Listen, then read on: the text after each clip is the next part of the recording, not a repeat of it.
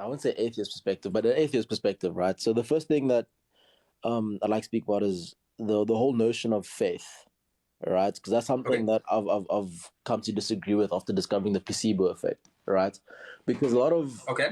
a lot of religious people, irrespective of whether they're Christian, Hindu, or whatever, they continue to have faith because they explain stories about how through their faith they've experienced miracles within their lives, right?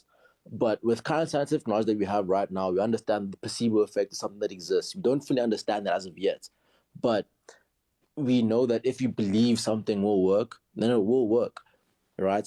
Just due to the stuff that happens in your brain. Like, I'm not sure exactly what Well, it is. or you could Pardon? become convinced that it worked even if it didn't. There's also, Yeah, it yeah, works in both ways. sure. And unfortunately, because of the way that our brains work, we are limited by our perspective. We don't always see the full story.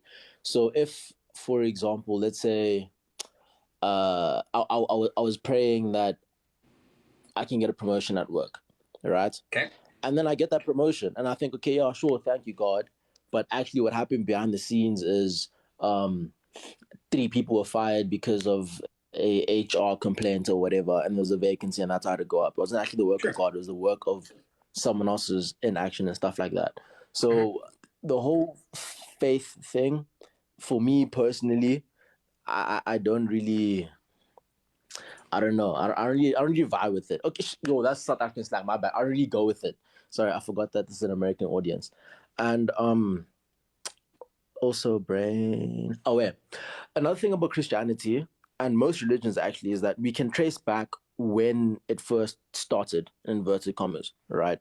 So with Christianity, for example, that was around 2,000 years ago, plus minus, right? Before then, people were convinced that the reason why lightning strikes is because Thor threw thunderbolts from the sky. Later on, we Yeah, discovered, Zeus. Sure. oh, Zeus, my bad, yo, my brain, Zeus, yes, thank you.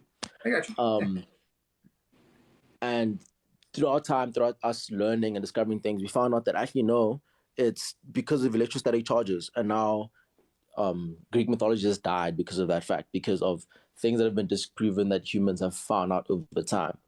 Mhm. Christianity is a relatively new religion, a relatively new notion that's people are believing in the moment. If 7,000 years from now, if you could look into the future, we're probably going to be in a place where people believe something else entirely and not this thing that people are currently so convinced exists. Right. So that's my second thing about it that I don't really think. But then what people normally say to me is, okay, fine, I hear what you're saying, but then what about God? Because surely, since you are alive and things exist, it had to have been created by something. And I'm like, okay, I see where your thought process is coming from. And if that's the case, then who created God? Because if this God exists, I'm not going to ask when was he created or whatever, because, okay, cool, he probably created time as well. But then who created God?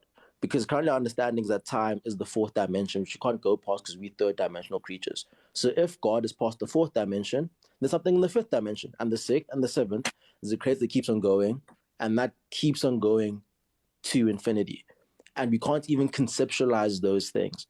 So why do we even bother trying to find out, okay, fine, this is God, this is his will, and what, when we already know that we can't understand what is going through his head, or if it exists, or yeah, sorry, my brain is muddled. I'm not really making sense I right got now, you, but man. those are just like the You, 3 points. you're reminding me of there's a book, and you sound like a guy who might like to read.